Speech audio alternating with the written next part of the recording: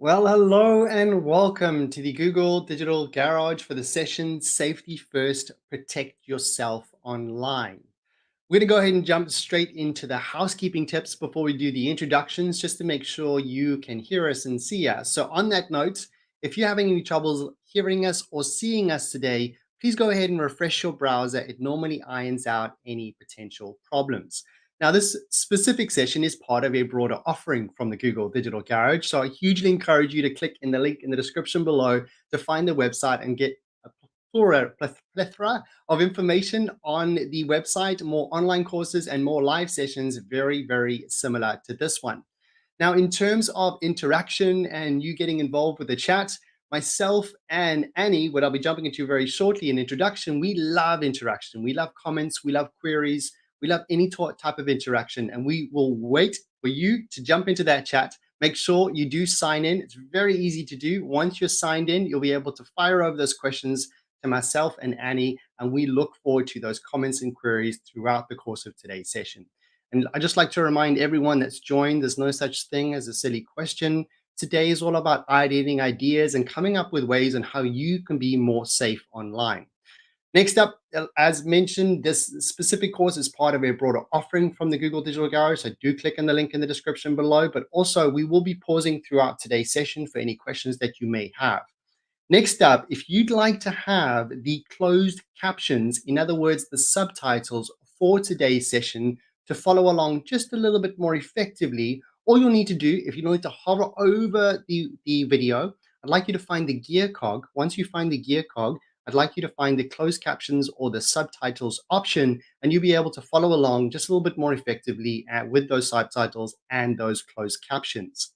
Now that the housekeeping tips are out of the way, let's do a little bit of an introduction and let us know who's here today. Well, my name is Daryl. I am a digital trainer, facilitator, and ex-seafarer. I come from an incredibly diverse background spanning multiple sectors across the world. My relationship with technology is been quite intense since technology has come around, and I do my very best to stay safe online, but I also am a huge advocate to help other people stay safe online, do the right things, and monitor and really just be aware of what is out there. And I suppose that's why you decided to join today's session. But I'm not here alone. We're very, very fortunate to have Annie today, who's also a Google Digital Garage trainer, and she will be moderating today's chat.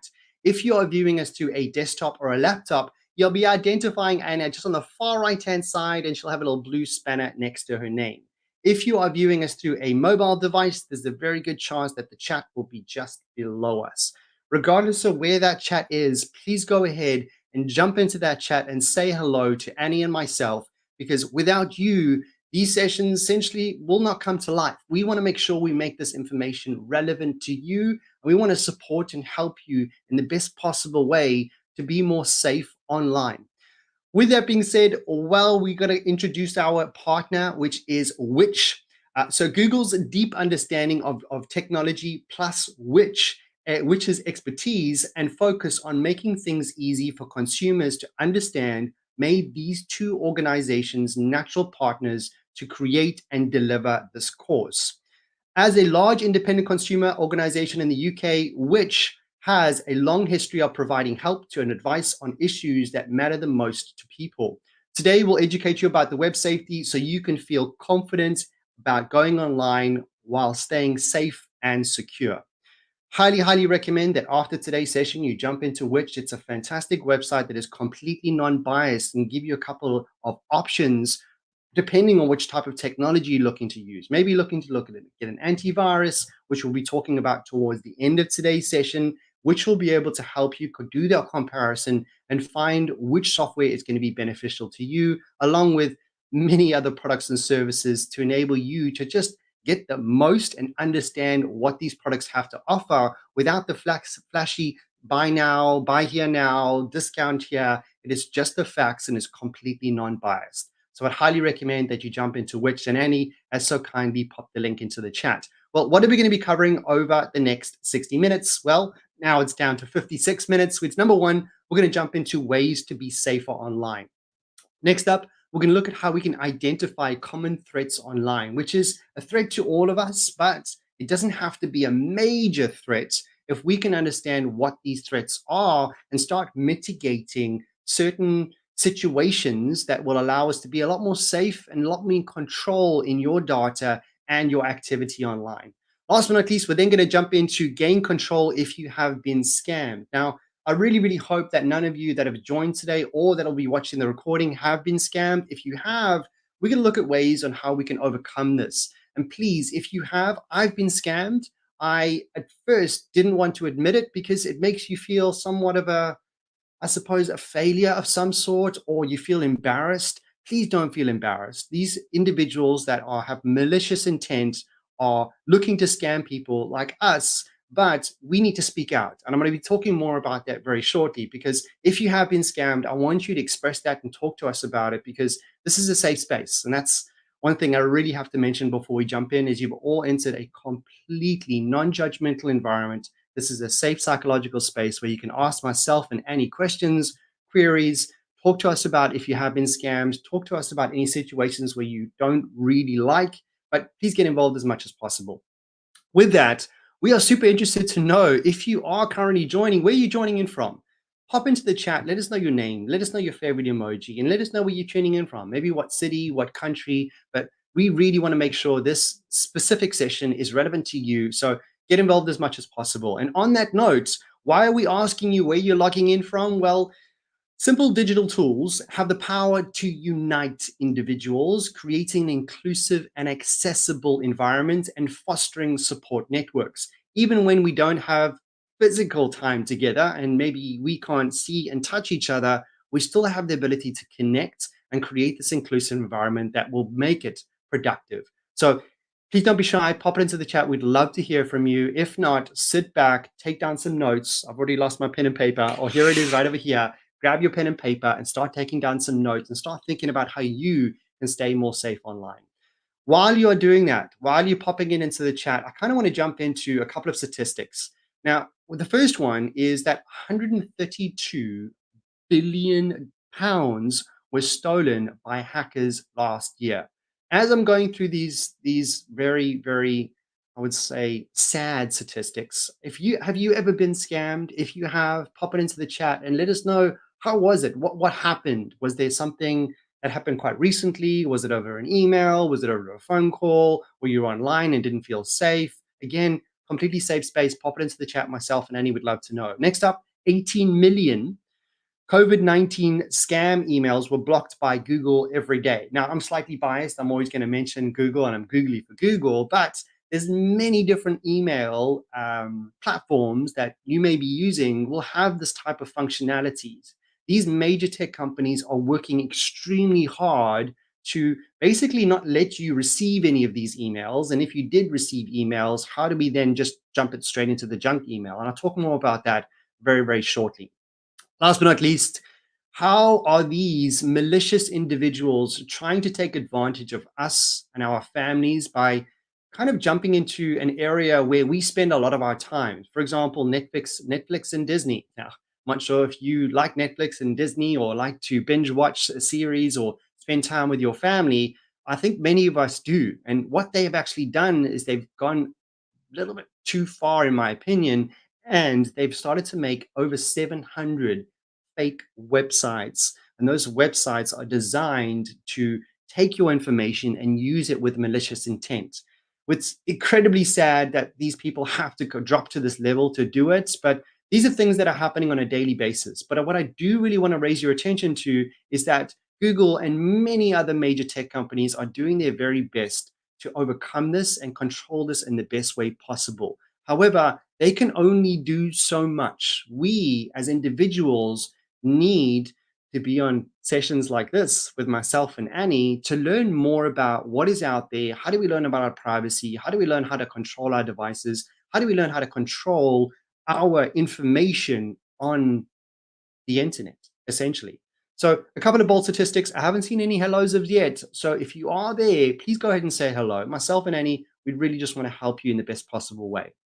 But before we jump into for some further content, there's a couple of misconceptions that we need to cover, especially when it comes to technology and going online, and there's a lot of uncertainty. So The first one I'd like to mention is the very one in the middle at the top that says it's just the big businesses that will be attacked. Now, according to the Institute of Directors, the UK's has 5.4 million small businesses are collectively attacked more than 7 million times a year. So let's kind of eliminate that idea of the scammers or individuals or those with malicious intent don't just go for the big companies. They will go for pretty much anywhere where they can find vulnerability to take advantage of. Next up, you don't have anything worth stealing. Well, I'm just going to put a pin straight into that and say, well, that's not true because your identity alone is worth money. So just your identity alone could create an income. I don't even like to refer to it as income, money for these individuals. Next one, public is safe. And I'm going to be talking more about this very shortly, but public Wi-Fi, as convenient as it is not safe. It is not a place where you would like to start sending out credit card details, making payments, going shopping, and I'll be talking more about that very shortly. So as much as I use public Wi-Fi on a daily basis, I am very cautious of when I do use that public Wi-Fi. Next up, we've got my smartphone isn't vulnerable to cyber crime. And that would unfortunately be an absolutely untrue statement. Now, smartphones can be vulnerable to cybercrime. Now, iOS and Apple devices are thought to be more secure because it's in its own closed ecosystem, but it pays to be careful when it comes to your smartphone. Next one, opening up a spam can give you a virus. Now, opening up a spam email won't necessarily get you a virus, and it's not true if you potentially want to download something that's within that email, but just by opening a message, it is highly unlikely that you can get a virus or essentially get a virus. Next up, devices can't get viruses. Well, that is entirely incorrect because devices, tablets, iPads, any type of device is not completely bulletproof.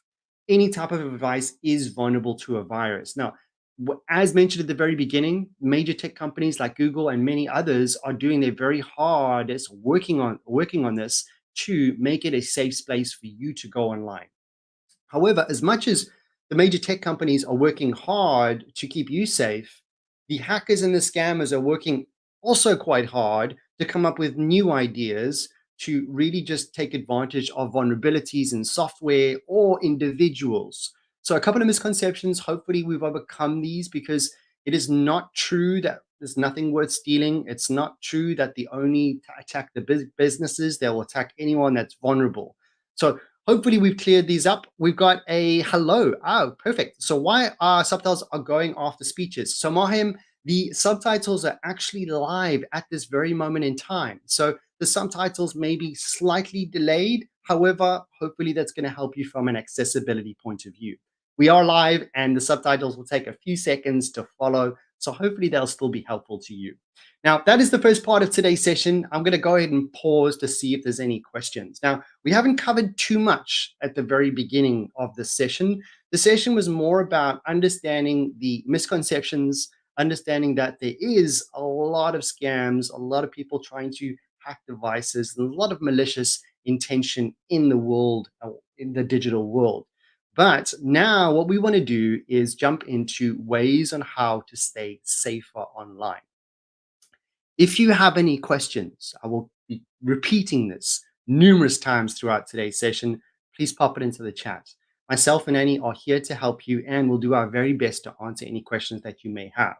On the other side of that, if you don't have any questions, that's okay. Sharing is caring. As much as myself and Annie are looking to pass on information, there could be something that you pop in the chat today that may resonate with somebody else who watches today. And keep in mind, some people who watch this recording maybe even benefit from your comments that you pop into the chat today. So please get involved as much as possible, and we'll be asking for some feedback just a little bit later. With that being said, let's jump into the next part of today's session, which is going to be about ways to be safer online. We know that there are individuals trying to scam others, and there are hackers, and there's a lot of things, and there's viruses, and there's malware. And we're going to be talking about that very shortly. But Let's focus on you right now and focus on how you can stay safer online. And we're going to be touching base on these 5 topics within this section. Number one is, how do we protect our devices? Now, they are just as vulnerable as your computer. A lot of people think, well, we need to have an antivirus on our computer. Well, all your devices are most likely connected to the internet. And if you have devices that are connected to the internet, we need to protect that device in the best possible way. Then we're going to go ahead and jump into watching out for public Wi-Fi. Now, I am a huge fan of public Wi-Fi, and I think many of us are, because firstly, it's free, and secondly, it's quite convenient. However, when things are free and convenient, we have to be very aware of um, certain possibilities that could happen while being on a public Wi-Fi. Next up, we're going to jump into shopping online safety. Now, a question I'd like to throw out there is, anybody currently shopping online? Pop it into the chat. You don't have to let us know where you are shopping. Just say, yes, I shop online. Pop it into the chat. I'll be super, super curious to know, because I shop in a minimum at least once a week online. And with that, I am very careful and very cautious of where I decide to share my financial information when I'm purchasing things online. So if you are buying online, pop it into the chat. Yes, I'm buying online, or no, I'm not buying online.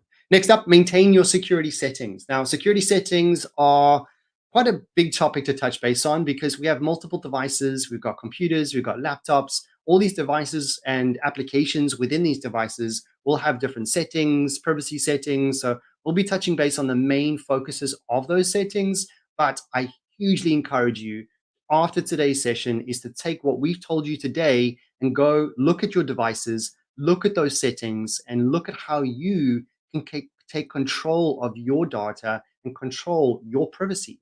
Last but not least, we're going to look at how you can strengthen your passwords. Now, that's a hot topic, because when it comes to passwords, that's essentially the one what's the one thing? I hate using that word thing. It's the one combination of letters and words or numbers that can make you vulnerable if they're exposed, or if you use one password for all your devices. If you do that, I'm going to give you a virtual slap on the hand, because that is not something that we should be doing. And I'll be talking more about that very shortly. But first off, what I'd like to talk about is protecting your devices. When it comes to protecting your devices, what I'd like you to think about is, I wish I had my wallet with me at this moment, but let's think about before the internet, before there was technology, before there was devices. I don't know what the ages of people joining today, but that makes me feel very old. But there was a time when there was no internet, no devices, and no laptops. And what was the most valuable pieces of, I suppose, was the valuable thing in my life was my wallet. My wallets, which had coins and had notes and had credit cards or debit cards in, and that wallet, or if maybe you use a purse or a handbag, or you just had some sort of an item where you had all of your valuables with you. Now, when you walked down the street, this is not something that you just threw around the air and just kind of showed everybody the 16-digit codes on your credit card and the CVC number at the background. You didn't do that. The majority of us, the reason we had wallets or handbags was to protect it and make sure it's close to us. I'd like you to think about that same analogy when it comes to your devices. When it comes to your mobile devices, now, of course, I could go ahead and flash this to you right now, and you're not going to get much information from it because you can't get into it.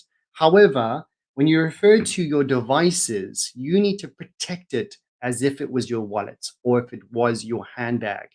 And how do we do this? It gets a little bit more different in terms of keeping it in your pocket in the real life. In the real world, we need to protect ourselves with passwords and making sure we use the right applications. And we'll jump into more of this very shortly. But how do we protect our devices? Well, to help you protect your device, keep your software up to date.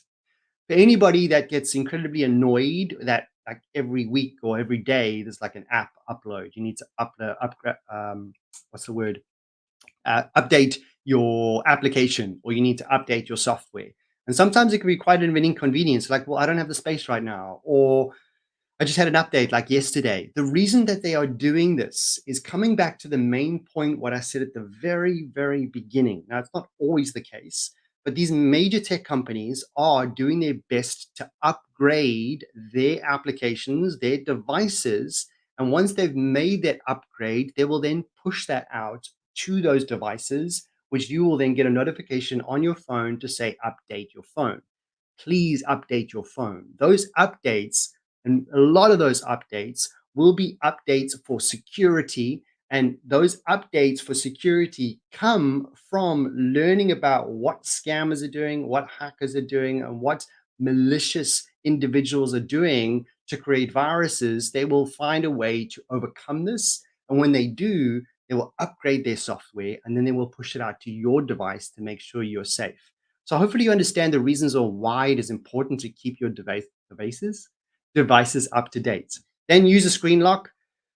Screen lock, we're actually going to jump into a video very shortly to talk to you a little bit more about screen lock. Now, I know it's sometimes an inconvenience that you have to unlock your phone every time or your devices, but it's going to keep you safe. Next up, lock down your phone if you lose it. That's an interesting one.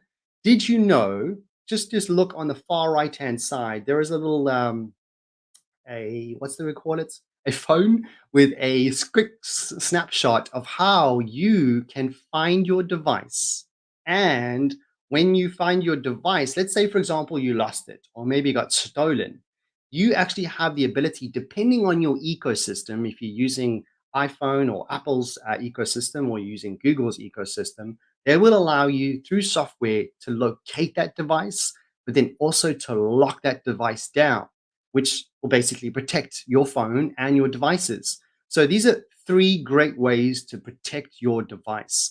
Number 1, update your software. Number 2, screen lock your phone as much as you can. And maybe you want to put a timer on it, is if you don't use it for a certain period of time, it will automatically lock.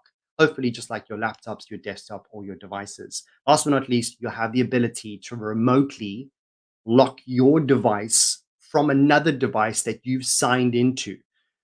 Highly recommend that one. So thanks, Mohammed, Learning World. Yes, I am assuming either that you've been scammed. Hopefully you haven't been scammed. Not sure what the yes is. Oh, do you shop online? Yes, Mohammed, you shop online. Perfect. Next up, watch out for public Wi-Fi. Now, public Wi-Fi is super, super useful, but it may leave you open to potential security risks. This is because you can't be certain as to what network you are connecting to.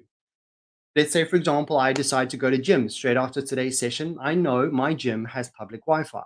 When I go to that gym, I will log on to the public Wi-Fi. But think about this. If I log onto that public Wi-Fi, I don't know what type of firewall is on there, what type of protection is on that particular Wi-Fi or broadband. And if I'm going to a public area, think about all of the other people within that gym can join the same network that I'm on. I don't know for sure that there isn't another person that is watching my keystrokes or watching my traffic or watching my activity. Now, I'm not saying that everybody's going to be doing this every time you sign into a public Wi-Fi. Please don't get me wrong, but there is a possibility. And if there is a possibility that you are on this Wi-Fi and you are vulnerable, then you need to start thinking about what activity are you going to be doing while you're on that public Wi-Fi. I'll give an example. When I decide to go to gym a little bit later and I decide to go on that public Wi-Fi, I personally close every single app on my phone. I will then connect to the internet and I will only open the music application that I will be using to listen to music while I'm at the gym.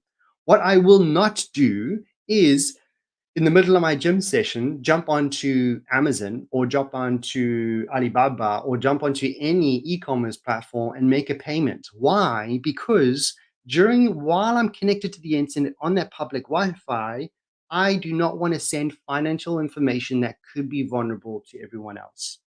So please be careful when it comes to that one. So what I'm going to do is I'm actually going to stay quiet for just a few minutes, and we're going to go ahead and play a video around how you can keep your devices protected. I'm going to go ahead and stay quiet, pop it up on screen, and I will see you on the other.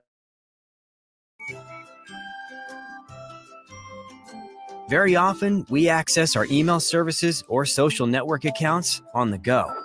On mobile devices, all services that you use are accessible through apps and therefore only one tap away without having to log in every time.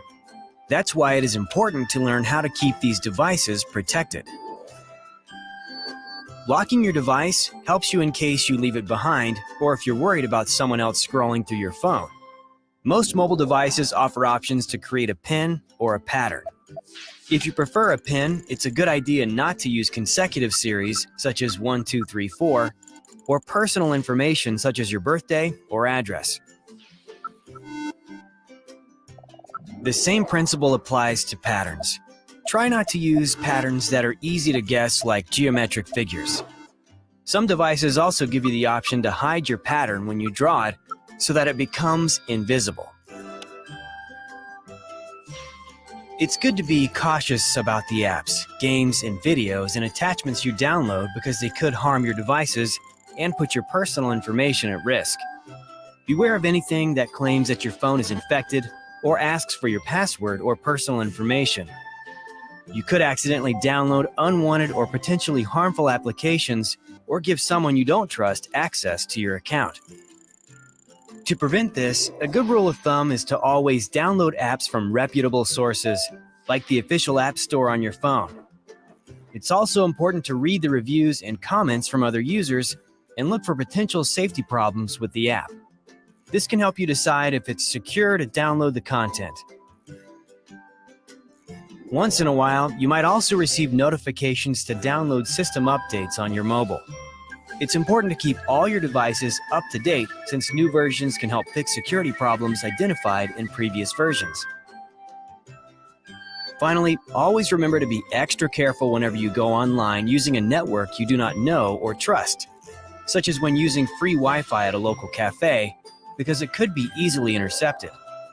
When on public networks, avoid signing into your accounts or making purchases, since your passwords and financial information could be compromised. Now you know the importance of screen locks, safe downloads, system updates, and Wi-Fi networks. Decide what safety settings are right for you and set boundaries around how much information you share, when and where while using mobile devices. There is so much valuable information in that video, and hopefully you're taking away quite a bit from it. Now, I did mention quite a few of those details before the video, but the one that really stands out for me is when the ability for you to be control of what you download, and especially trying to do some research before you download certain applications or download anything from the internet. Is I am a huge one from looking at star ratings, looking at reviews, and generally speaking, those reviews and star ratings will only be in those official app stores, for example, Microsoft or Google Play or iStore, whichever these stores are, the legitimate stores. Those are the ones that you should spend your time around. If you'd like to have an application, you can look at their reviews, look at their ratings, as mentioned in security issues. So it's all about taking control, and hopefully you've taken some value from that particular video. But with that, let's go jump into some common public Wi-Fi mistakes. Number one is doing your online banking. Please make sure that you do not purchase or buy things on a public Wi-Fi. Now, you may be thinking, well, Daryl, I don't have access to my own private Wi-Fi, or I only have the ability to connect to public Wi-Fi. If that is so, what I would recommend you do is get something called a VPN. Now, VPN stands for Virtual Private Network. Now, I won't be going too much into detail with this, but I highly recommend, if you have no other choice, that you have to be purchasing items or shopping online through a public Wi-Fi, I would say no. But if it's not an option, start thinking about how you can get a VPN. Next up, assuming Wi-Fi is faster than 3G, that is not the case. Because Wi-Fi, depending on where you are, let's say, for example, I go to the gym today and there's a public Wi-Fi. If there's 100 people in the gym and they're all using that Wi-Fi, it's going to be pretty slow. And I've experienced that firsthand. However, I like to go off peak times when it's only 1, 2, maybe 3 other people, and I get all that broadband for myself and that Wi-Fi. Next one, not securing your device. When it comes to the public Wi-Fi mistakes that I've mentioned before, is the mistake that you can make is that just assuming that you have an internet connection that you are automatically safe, or if you just think it's safe because it's in a safe location. This is really not the case, because when you connect to the internet via a router or network, you need to know about that network. What network are you connecting to? Next one, doing too much. When it comes to public Wi-Fi mistakes, again, is maybe you think, oh, I got free Wi-Fi. I don't have to pay for this. I'm going to update all my applications. I'm going to download the latest music. I'm going to download whatever I can because it's free and I'm going to start installing some software. These are big, big no-nos. So when it comes down to all of what we've just discussed on this specific slide, you want to be in a secure environment, which is going to be either on your home Wi-Fi or just a Wi-Fi that you know you can connect with that is trustworthy. Please go ahead and do not make these mistakes. And I just want to say hello to Moham calling all the way from Bangladesh. Thank you so much for joining today, and hopefully you'll interact with myself and Annie as much as possible. And hopefully you'll shout about these sessions to your friends, your family, and anybody you know. Then, especially this specific session, if you know this will be beneficial to somebody else, please pass it on to them. Then we go jump into shopping safety online. And Moham is a person that shops online. I shop online, and hey, who knows? Maybe even Annie shops online too, but majority of us do.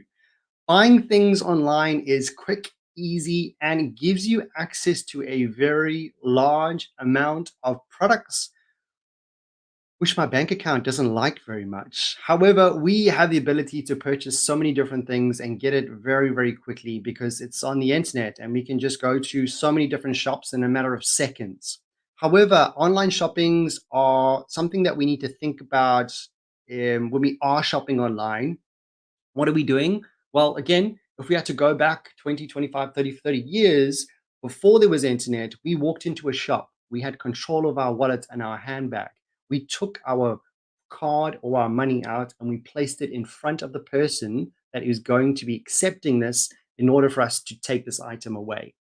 When it comes to the online version of this, there is a lot more complication when it comes to those transactions. And instead of you giving your financial details to one individual, to one card machine, this may potentially go all over the place if you're not careful. So, what do you consider when deciding where to shop online? Pop it into the chat. We are probably about 20 to 30 seconds behind you or in the future. So I'll give you some time to pop this into the chat. But what do you think? What do you consider when deciding where to shop online? For example, how many places do you shop online? What shop do you go to? How do you know if it's safe? What are the things that you look for? Pop it into the chat because when I shop online, I generally go to a legitimate website every single time, unless I can't find that item. And if I can't find the item that I'm looking for, I will start looking all over the internet for that product or that service that I'm looking for, generally a product. And when I do find it, I'm very, very cautious before I start to purchase that item because I need to know more about the website. I need to know more about the privacy policy. I also need to know more if there's a return policy. I also need to know so much more information before I decide to start giving this money to that company or that website. So I'll give it a little bit more time, but pop it into the chat. What do you consider when deciding where to shop online? What are the things that come to your mind? Because when you shop online securely, what I would recommend that you do is look for familiar sites. And I have a few select familiar sites that I purchase from on a weekly basis. And because I know it's secure, it gives me a little better peace of mind that I can shop a little bit more casually because I know it's safe. I purchased from them before. I know their returns policy. I get the items and I've even returned a couple before. So I know it works. Next up, you got to make sure that the website is secure. How do we find out if it's been secure? If you look at the window on the far right-hand side that's currently on the slide and the cursor draws over next to the URL, in other words, the domain name, for example, www.google.com or www.googledigitalgarage.com, whatever it is, next to it, you're going to have a little bit of a lock, a padlock next to that URL. That is going to signal to you that this is a lot more secure, HTTPS. Now, a little bit of jargon there, HTTPS. Does anybody know what that stands for? HTTPS. Pop it into the chat. It's a little bit of jargon. Don't want to get too complicated at this moment, but what you can do is click onto this padlock and it will give you a certificate and tell you how or if this is a secure specific website. Then also please check the privacy policy. This is the one thing that I always check immediately and it's very easy to check. Let's say, for example, I jump onto a website, I find a pair of shoes that I really want to buy, but it's not on my familiar sites. but I want to buy from it. Well, the first thing that I'm going to do is click and find, normally at the bottom right or somewhere in the footer of the website, there is a privacy policy. Once I click onto that, if I click onto that and there is no privacy policy, or the privacy policy doesn't make any sense, or you can see it's been made up, I am not going to go anywhere near that website. Privacy policies are a great sign to understand if it's a legitimate company or not. Next up, please, when you are, regardless, to be perfectly honest, even for those familiar sites, I avoid storing my card details. The reason being is it does help with convenience. However, I know in the back of my mind that it's always there. It's always going to be online in some form or fashion. It's being stored. I don't want it to be stored. I want to make sure that I have control of my devices, my cards, for example. So, shopping securely. No answers as of yet in terms of are you shopping or what do you consider, but hopefully you consider those 3 points. Next up, maintain your security settings.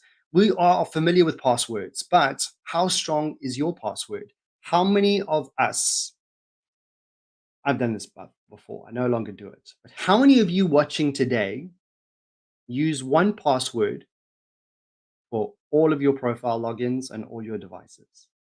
If you are that person, I'm going to give you a virtual slap on the hand.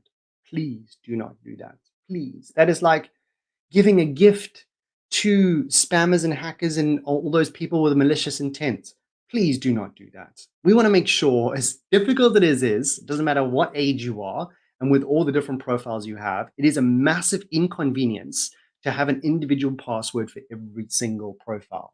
But we've got a little bit of a solution for you. We don't have to think of an entirely new password, but we need to just find how we can change it a little bit. And we'll get to that very shortly. Next up, we're going to jump into updating your privacy and security settings. When it comes to your privacy and security settings, there is a lot that you will need to go into.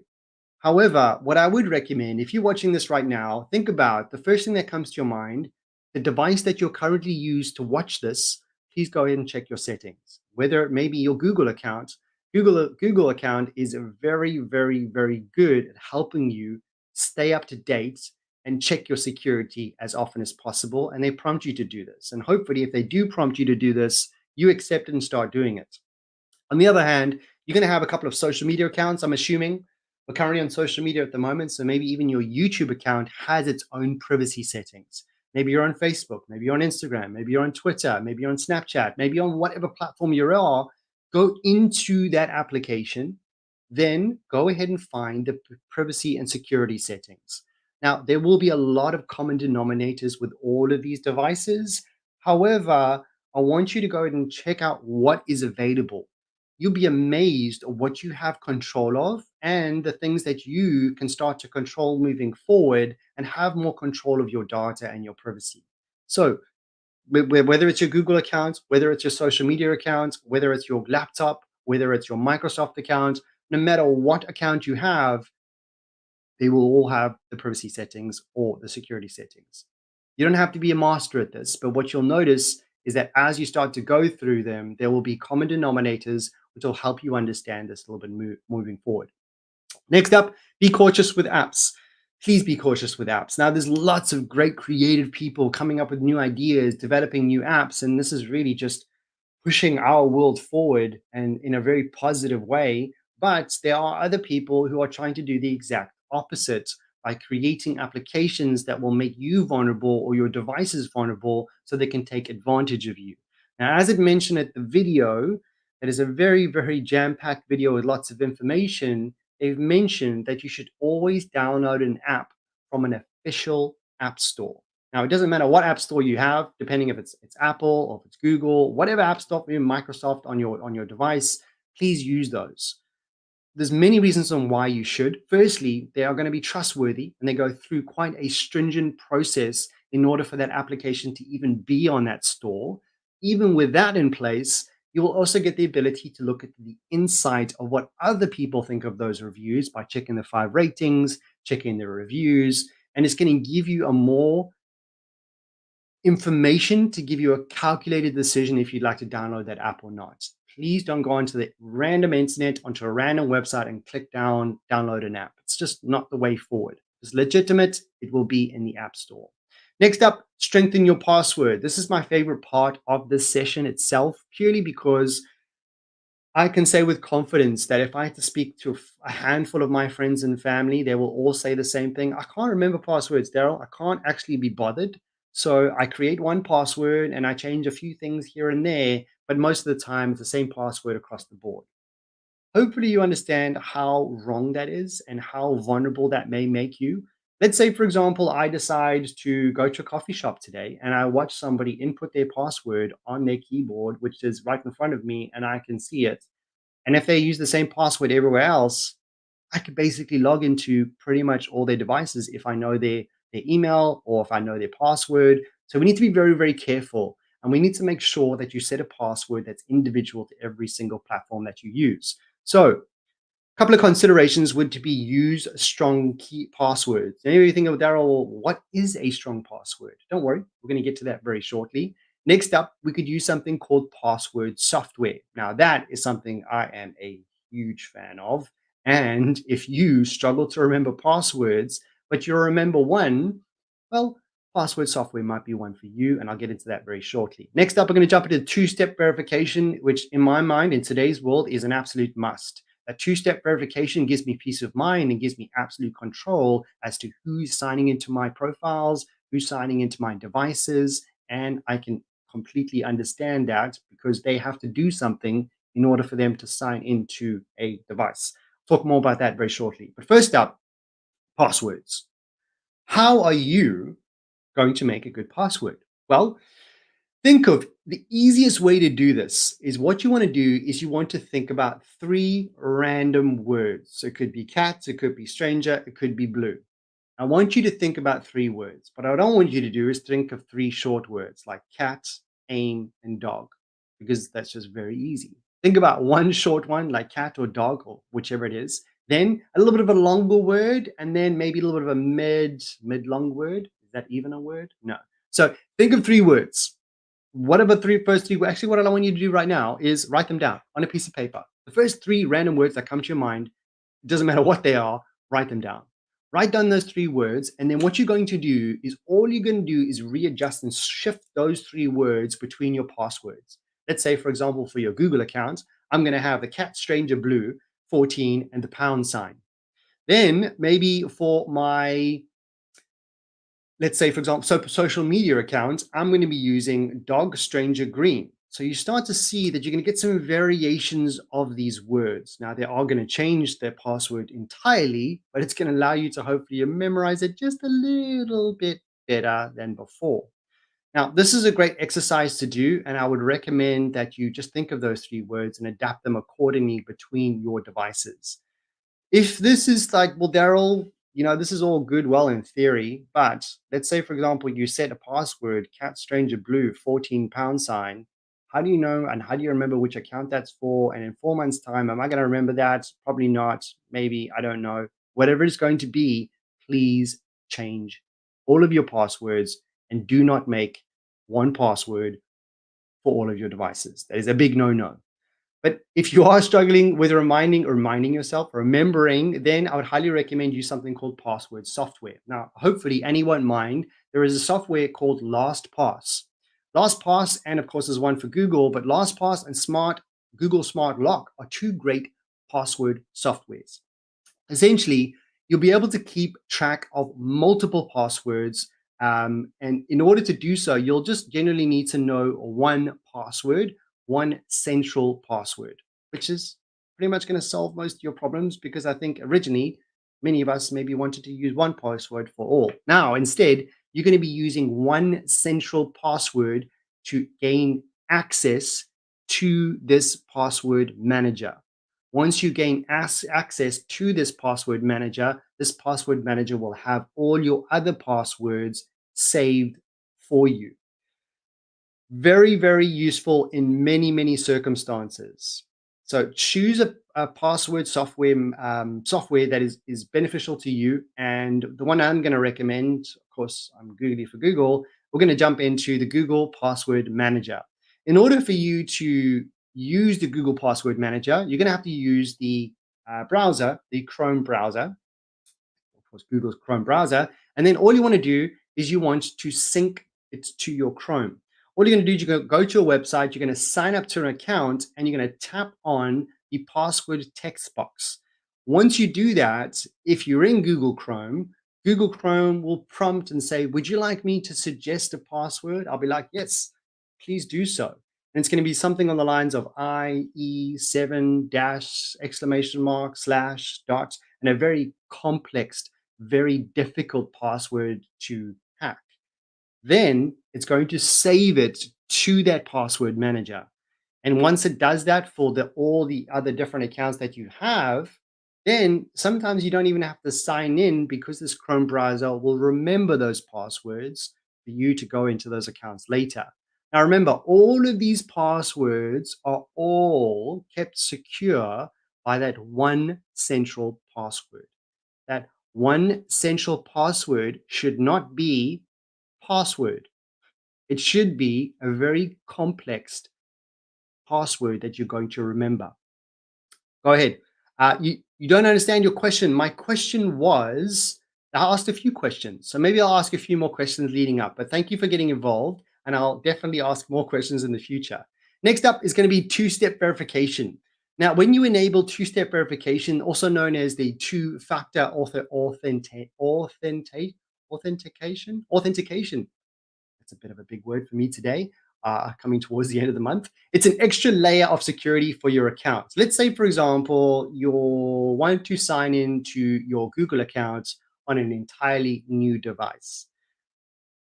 You go into that laptop, or maybe you go into a library or a public place where they have a device where you can log into. Once you decide to log in, you will put in your username and your password, and normally that will suffice and you'll get straight into your account.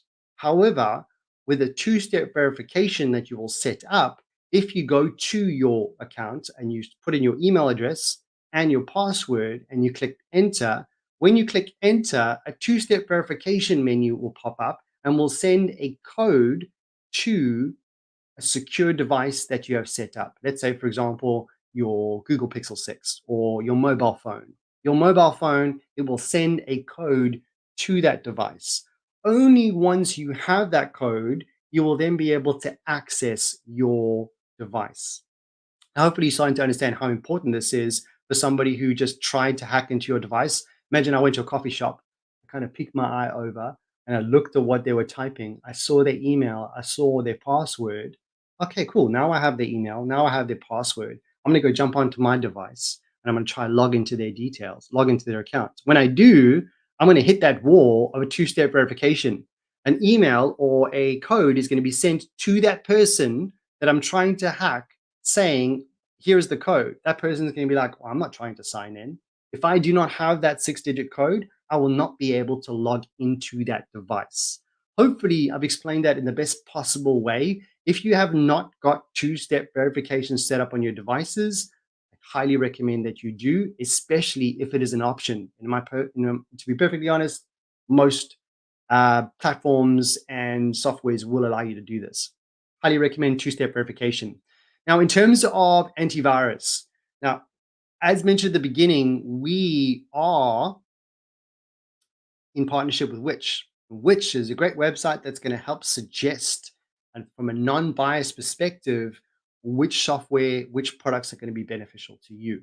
So what I would recommend, if you are looking to get an antivirus, jump onto Which, see the options, see the differences between free and paid, and of course, compare them accordingly. Sometimes antiviruses are more beneficial to certain people than to others. But if you are looking for an antivirus, to put your minds at ease, most devices have a great security within them and they have constant upgrades. However, these antivirus are specifically designed to help you block out any potential viruses or malware. So you could use Bitdefender, AVG, and Avast. And you'll notice that Bitdefender is on the free side and the paid side, because there is a free version, which will be freemium. So it'll be free to a point of use. And then you will think about paying for that antivirus. My personal opinion would always be to jump onto the free version, see how comfortable you feel with that specific software. And if you feel if it's beneficial and you feel comfortable with the software, go ahead and think about the paid version if you are really looking to start protecting your devices. Let's pause to see if there's any questions. Okay. I asked about your question. What do you consider? I don't understand the speech. What do you consider? Oh, it's a good question about your question. I can't remember. What do you consider? Not quite sure, Mohan, but we will carry on and I will definitely ask more questions. The first question I'd like to ask to you is, have you gained some value from today? What would you say so far is your one actionable takeaway from today's session? Is there something that you learned today that you're going to be able to apply to your life or your devices? Myself, Annie, and the team would absolutely love to know. So my question to you is, what valuable information or actionable thing would you be doing straight after today's session? Pop it into the chat. Myself and Annie would love to know. We have approximately how many minutes left? We got 10 minutes left. Is that so? We have 10 minutes left, and we're going to jump into the common threats of what you can and what you can do with these common threats. So here's a question. And hopefully you'll be able to answer this question, which is, can you describe what malware means? So far, I've asked you two questions in the last two sections, which is, give us one actionable takeaway that you'll be taking away from today's session that you can apply in your life with your devices. And the second question is going to be, can you describe what malware means? Malware is not a nice word, should we say. It's one thing that we want to stay clear of, but can you describe what malware means? And maybe you're going to be super, super clever, and maybe you're going to jump into Google and you're going to Google this question and you're going to take the answer and you're going to pop it into the chat. Regardless, Googling is a skill. So if you want to find this answer, pop it into the chat. We'd love to know, can you describe what malware means? I'll give you a little bit more time to do that because I know we're about 30 seconds ahead of you. But when it comes to malware and all of these other words that we're going to be jumping into, the most important thing for you right now is to just understand what they are. And by understanding what they are, you can avoid this moving forward and hopefully be more aware of how we can tackle this and mitigate any potential problems. So malware is used to try to steal personal details or harm your computer. A computer virus is a type of malicious software program, or we call malware, that can be executed and replicates itself by modifying other computer programs and inserting its own code. To give you a couple of examples of what malware is, you can get something called ransomware. You can also get something called Trojan horses. Now, ransomware and Trojan horses are common types of malware. Trojan horses are a type of software that can install itself without you knowing and do all things that you don't know what's happening. It is not something that you would like to have on your devices. Hackers who want to use these malware to infect people's computers need a site or to store files in a dangerous manner. They don't use their own servers, which could easily be tracked back to them. So malware is a software that is used to steal or take personal information from others. To give an example of malware and how hackers could potentially get this on your device is, you may get lots of emails on a daily basis. Keep in mind that Google and many other email platforms are very, very good at monitoring this. As you can see, the big red banner at the top, it says, be careful of this message. It may contain a virus or a malicious link. Okay, if that's the case, delete, go to the recycling bin and delete again. That is the best way to mitigate it. Do not open any attachments and just simply delete the email. By doing so, you will hopefully mitigate any potential problems moving forward. Next up, pop-up scams, also part of malware. You may or may not have seen this or heard it before, is that if there is malware on your device, the random pop-ups will come up on your screen saying something along the lines of virus, warning, trying to get you very upset or concerned so you take action and call them. Then they want you to call them and they will start roping you into this whole long story and try to scam you. So all you want to do to mitigate this out is simply close those browsers and just close them all and run an antivirus software. Then we've got phishing and scams. These are attempts by scammers to trick you into giving personal information, such as your bank accounts, your passwords, or your credit card numbers. To give an example of this, you may or may not have seen this before, specifically if you're in the UK, excuse me, is there was a COVID-19 scam. Now, what these individuals did with the malicious intent that they had was take advantage of something that was a global pandemic. Everybody knows about the COVID-19 and everybody knows about the pandemic. For those who did, what they try to do is send messages to try to get people to fill in details so they can steal that information and use it in a malicious intent. So always, always, always, always, when you get messages, check who's the sender. If it's legit, I don't think that the UK government would have UK-small gov, for example. It does not look legitimate. The link takes you to a scam page where they want you to submit the details. This is a fake lockdown fine and is designed to trick you to giving your details. Stay away. Next up, scamming emails. You got something, for example, like PayPal. PayPal is something that we use on a regular basis, but these emails, if you go to that little blue box that we've highlighted that says click here, what they're looking for you to do is to click onto this link because it looks so safe and so normal because it's a PayPal email. That will then take you to a fake website, and that fake website will then get you to fill in the information. Once you fill in the information, they get that information, but you will get nothing in return. Next up, HMRC scam. This is, again, another message. What you want to do is check the sender. Are you a genuine account details of the receipt? So, for example, the link that will take you to a scam, the highly value refund is designed to entice you. You have a pending tax refund of £265. Oh, that's awesome. I would love £265. They want you to click on that. And what I would say in these situations is when you get messages like this and it seems too good to be true, always be skeptical. Next up, which one do you think is the right one and which one do you think is the scam email? So we have two emails from Amazon. One of them is legitimate and one of them isn't legitimate. I'd like you to just have a look through that and look and to see if you think there's anything suspicious. And what I want you to do is to type in the chat, left one is correct, or right one is correct, or left one is incorrect, or right one is incorrect. I want you to just have a look at that. Now, we don't have too much time. I think I've got about 3 minutes left. So I'll give it a few more seconds and I will hold off to see if you can see which one is correct. Now, the one on the left-hand side, it says amazon.co.uk. It's got Prime.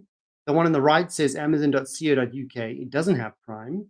However, the email on the top right-hand side, it says support-user@amazon.co.uk. And then there is a funny email that says crose@one.iu.edu. Now, most people wouldn't think about that because they just see an Amazon email. Oh, I bought another product.